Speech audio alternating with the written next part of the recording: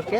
So ఇప్పుడు Pushpa release అవ్వడానికి అయితే అడవిడైతే మామూలుగా లేదు కదా. అస్సలు సో లేదు. ఇప్పుడు అది ఎలా ఉండబోతుంది, ఎంత కలెక్ట్ చేయబోతుంది, అసలు మీ దృష్టిలో పుష్ప గురించి ఇప్పుడు ఎట్లా మాట్లాడతారు చెప్పండి. అంటే పుష్ప ఫస్ట్ మూవీ ఓకే పర్వాలేదు అనిపిస్తుంది, కానీ దానికి బీట్ చేయాలంటే పుష్ప 2 ఇంకా చూడాలి.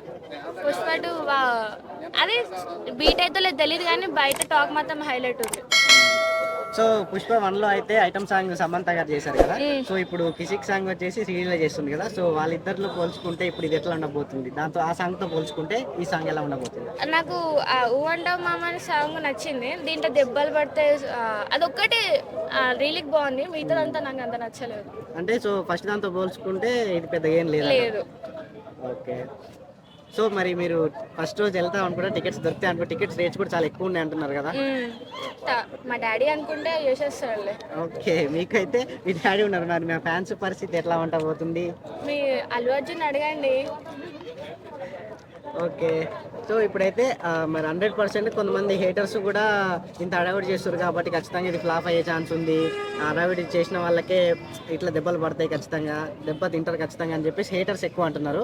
సో హేటర్స్ గురించి ఏం మాట్లాడతారు? హేటర్స్ అంటే వాళ్ళు వేరే హీరో ఫ్యాన్స్ కాబట్టి ఈ హీరోని ఫ్లాప్ చేయడానికి చాలా ట్రై చేస్తారు. అఫ్కోర్స్ నేను రామ్ చరణ్ ఫ్యాన్నే. ఈ అల్లు అర్జున్ సినిమా అంతా చూడను. పుష్ప సినిమా కూడా పోనీలే నా రామ్ చరణ్ సినిమానే బాగా వచ్చింది అనుకుంటా.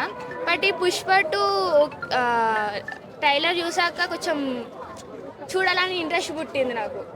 సో మరి ఇప్పుడు గేమ్ చేంజర్ ఎలా ఉండబోతుంది? మీరు రామ్ చరణ్ ఫ్యాన్ కదా. So game changer, so trailer చూశారు, సాంగ్స్ చూశారు కదా.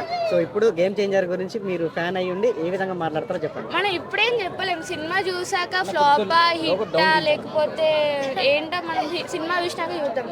అంటే ఇప్పుడు అల్లు అర్జున్ ఫ్యాన్స్, మీరు ఫ్యాన్ కాకుండానే ఇంతమంది ఇట్లా ఇట్లా మాట్లాడుతారు. మీరు ఫ్యాన్ అయ్యి ఉండి సినిమా ఎట్లా ఉండబోతుందో కనీసం మీరు చెప్పగలరు? నాకు తెలిసి హిట్ అయ్యిద్ది, ఎందుకంటే ఆయన చాలా ప్రెజెంట్ అయితే 2-3 సినిమాలు ఫ్లాప్ అయ్యాయి. ఈ సినిమా పైన చాలా హోప్స్ పెట్టుకున్నాను నేనైతే. చూద్దాం, 2 సినిమాలు హిట్ కావాలని కోరుకుంటున్నా. ఎందుకంటే శంకర్ డైరెక్షన్ లో వచ్చిన మూవీస్ కూడా ఇప్పుడు చాలా అన్ని ఫ్లాప్ అవుతున్నాయి. సో ఇప్పుడు ఇతనికైనా రామ్ చరణ్ కైనా కూడా లైఫ్ ముందుకు వెళ్ళాలంటే ఖచ్చితంగా ఇప్పుడు ఈ సినిమానే ఛాన్స్ అని, ఈ సినిమా ఒక్కటే అని చెప్పి చాలా మంది అనుకుంటున్నారు.